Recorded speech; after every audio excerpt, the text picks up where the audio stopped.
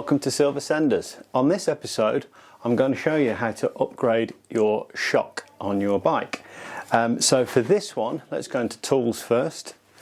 We're going to need Allen keys, that's just to help us get it out. Good news is there's no cutting down, there's no saws, there's nothing needed on this one. We're swapping the parts out. The next thing is we're going to need to do is swap out the mounting kits. Now for this you should use a bushing toolkit. I don't have one of those, so we're going to try and use some wrench socket attachments to see if we can use the clamp and push that through. I'm going to show you. If it's no good, we'll just go to the bike shop. They'll charge about $10 and swap it out, so it's no issues. So today we're going to install a Fox Float X. Now the thing to know when you're buying a new shock is you're going to need to know the eye to eye. So this is that cream hole to the cream hole, that's the eye to eye. On this it's 190, that's for a specialised stump jumper comp alloy.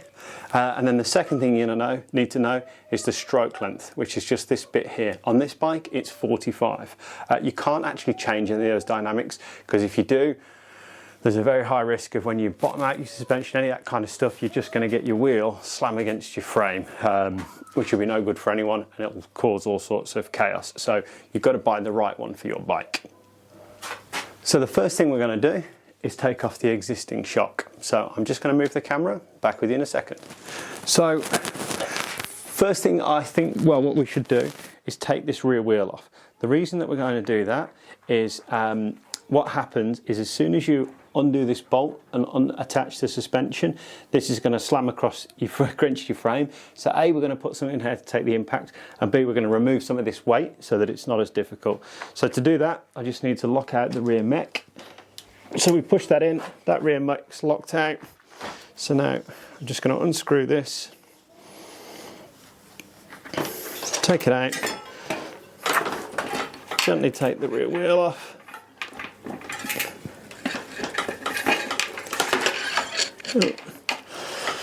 Put that back in. So next what we're going to do is we're going to get the Allen keys and we're going to start taking these off. I'm actually going to start with the bottom because it'll be easier. So let's start loosening this out. So this bolt is now loose, we're going to take that out. And as I say now, look, see, this will fall away. What we don't want it to do is damage our frame. I'm going to put this bolt safely there, and then I'm just going to get, playing this off camera, a bit of wipe, and I'm just going to balance it, because what I want to do is protect my frame, and I don't want any bashes or marks on it. So that's now off. So next thing we're going to do is start taking off the front bolt. The joys of working in a garage when you've got kids above you, you can probably hear all the noises. So right, here we're going to do, we're going to take this bolt out. So what you're going to need to do is you probably use your existing mount kit, but there might be some instances where you want to buy a mount kit. So when you're buying a mount kit, the thing that you're going to need to know, one of them, is the width of this bolt. So the width of this bolt will make up part of the mount kit, and then I'll show you on the side in a minute. But I'm going to put this somewhere safe, this bolt. And now the shock should come out. So there you can see, on this one, we've got the eye to eye, and then inside, and then the other thing to know on the mounting kit, sorry, is the actual width that you're going to need. So now, we need to take the mount kit out of the existing shock. So to pop this out, we're going to use two sockets, a small one that lines up with that bolt in the middle. In this instance I'm using a 5/16 of an inch, and then a larger one which is a 14mm for the outside. So when we put this in the socket, it should just push it through. I'll just move the camera now. And we need one that should be small enough to push it through.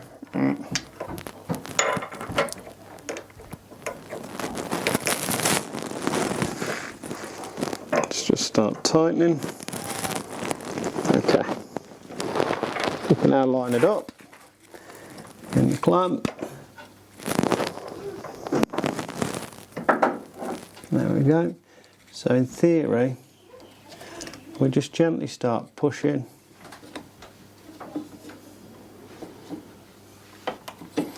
and it should be pushing it through. Just going to check, I haven't done any damage. Has moved it. Okay, cool. So it's moved it, hasn't done any damage. And now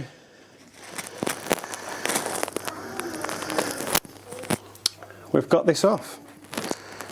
So we've got to remember it's the band, the thing with the spikes on it, and then it's into there. I've just got to get this off the socket. The band. So now what we've got to do, push that in. Now again, we can just use the mount to get that in. I'm just going to use same again, just to hold it nicely. Push this in.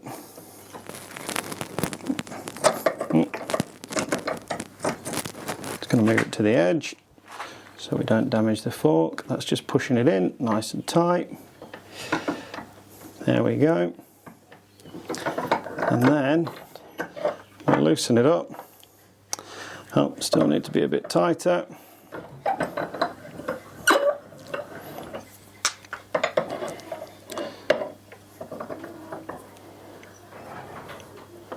And then we'll worry about centering it in a minute. So that's going in nice and tight. Coming out the other end. And then we're going to put in, hopefully you can see what I'm doing, the little band, the little sealer that goes in.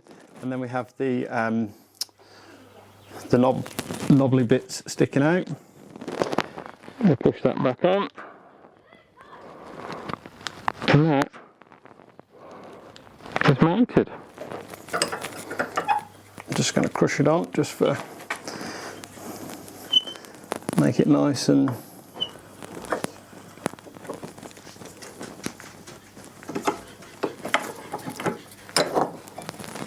that is it. We've done it without the kit.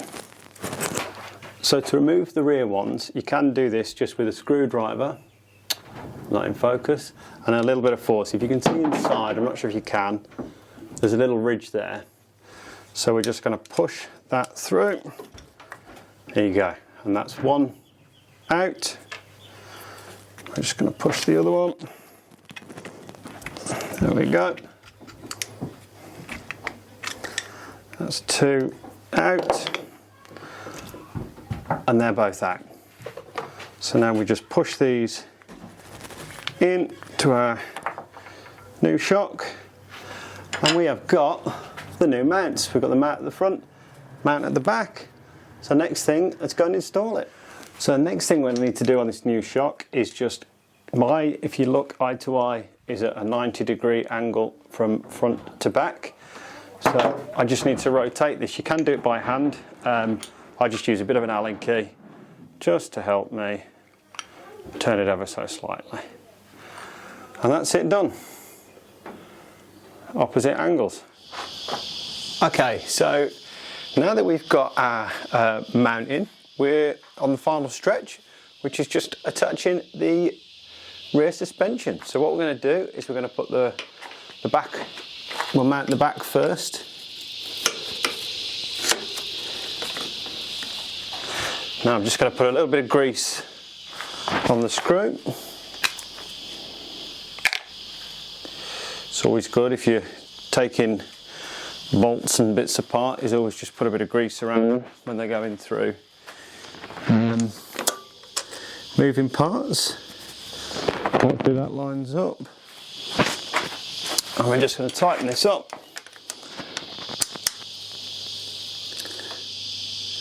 Right, that one's in. So with the back in, now what we're going to do is grease up our front bolt.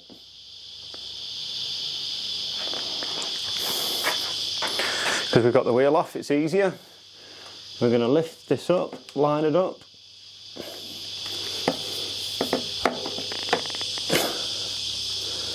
Get it in the frame.